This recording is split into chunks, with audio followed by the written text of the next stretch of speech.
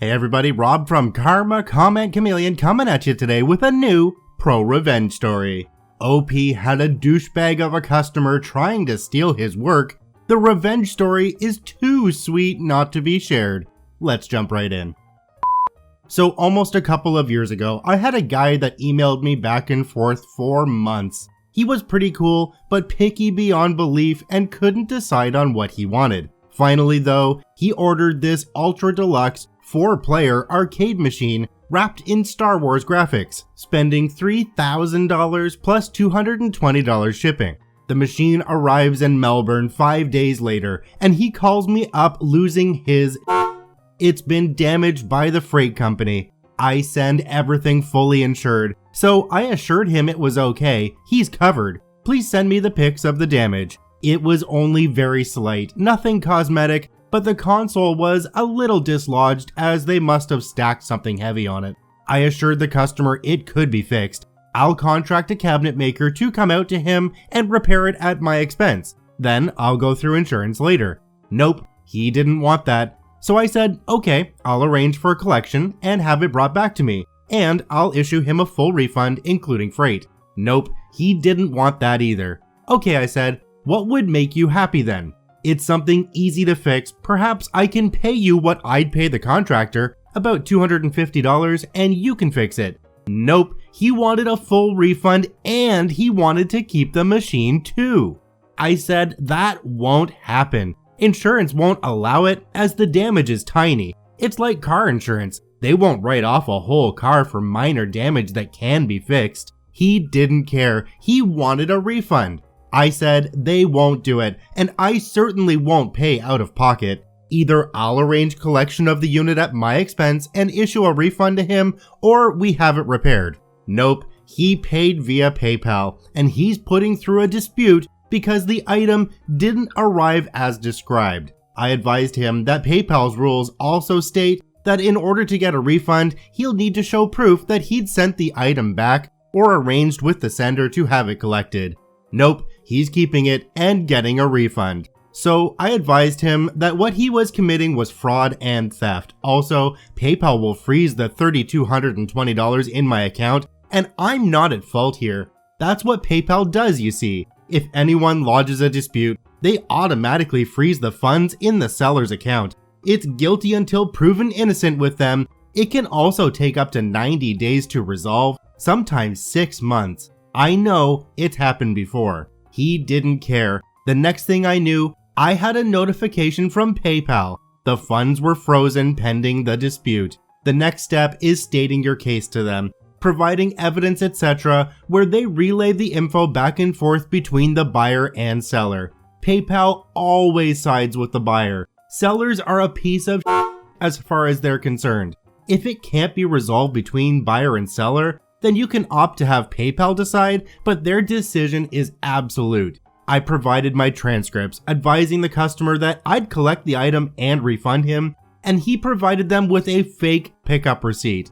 As far as they knew, he's done his part. Now he's eligible, so they ruled in his favor. So this fucker now has his money back and my $3,000 machine. I was fuming, and he wouldn't answer my calls or emails. I'm a big guy, and I had a rough upbringing in a tough neighborhood, so I was about to jump into my truck, drive the 900 kilometers south, knock on his door, and watch him himself as I repossess my machine.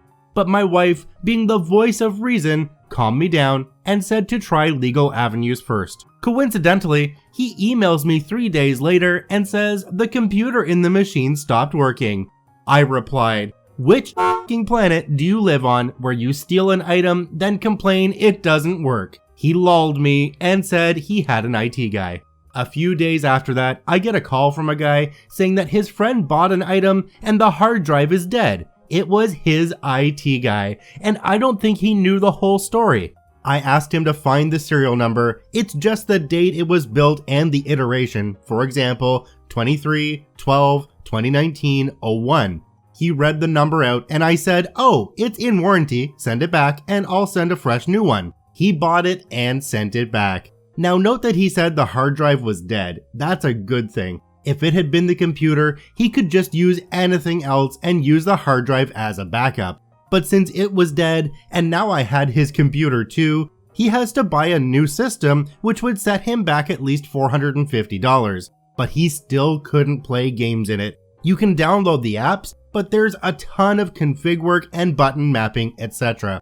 IT guy calls me a few days later asking for the computer, and I told him the story and that nope, he can go himself. He also lolled and asked how hard it could possibly be to just download. See, what he didn't know is that I have a little failsafe built in. The encoder I use isn't mapped to the default keys on the apps. I changed everything around on the hardware to stop people trying to just clone it.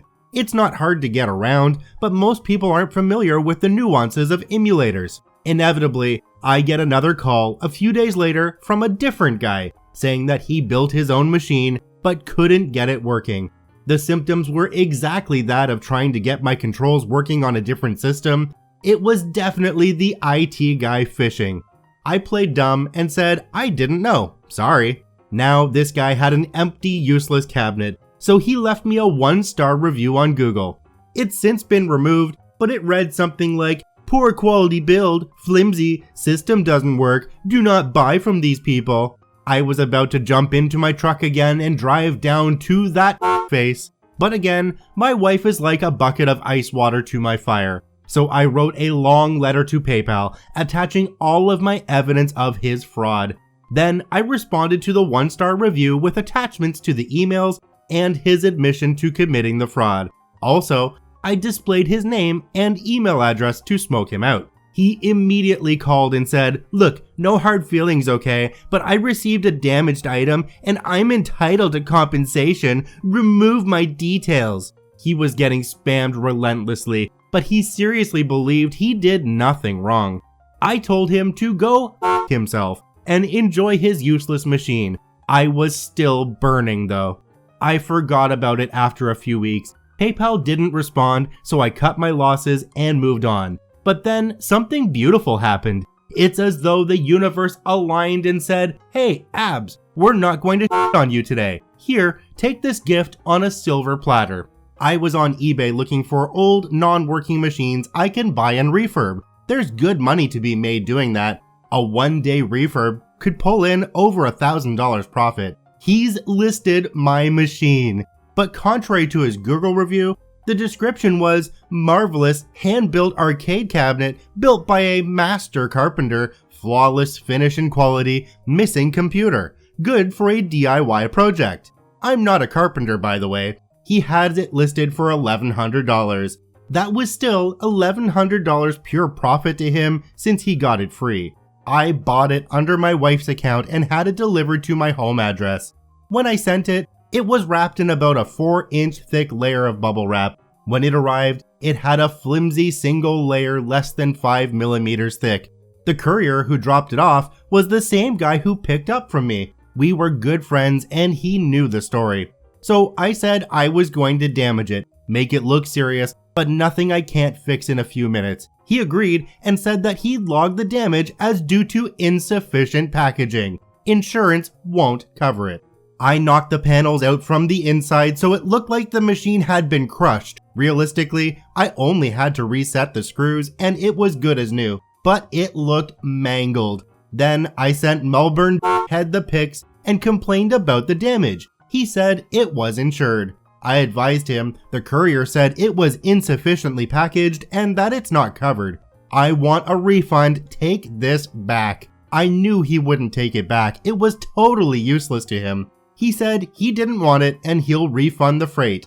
I said nope, I can't do anything with a damaged machine. If he doesn't do anything, I'm filing a PayPal dispute under item not as described. He wasn't happy, played the victim, played on my sympathy, still not realizing who I was. Eventually, after offering me partial refunds and getting rejected, he relented and told me to keep it and he'd refund me in full. He must have realized that his greed wasn't worth it and it cost him nothing. So now I had my machine back and I was happy this was over with. Still pissed at this guy's audacity, but meh.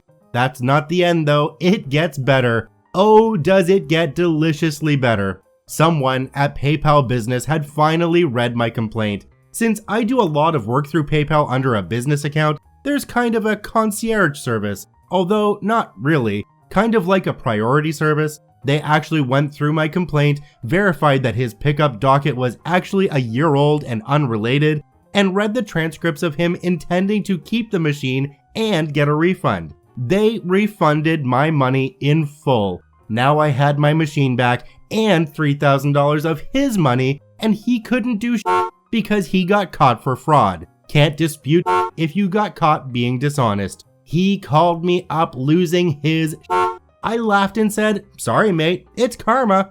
It's purely up to my goodwill to refund you. Go suck a doorknob." He pleaded and begged, swore a lot, pleaded more, and I said I'll think about it. Legally, he had no leg to stand on, but I have scruples. I donated it all to charity on his behalf. I sent him the receipt. He lost his shit some more, but now there were kids with food and clothes because of his douchebagness. Eat a Michael. So once I got done reading this one, I realized that it was a repost from another subreddit, which is r/lockedaway. It was originally posted by u/omegaweapon and is a wonderful story about their interaction with this customer. Please go visit the original OP at the links in the description down below and give them an upvote. Once again, this is Rob from Karma Comment Chameleon saying thanks for watching. If you enjoyed the video, please hit that subscribe button, drop a like, and share it with your friends. And we'll see you in the next one.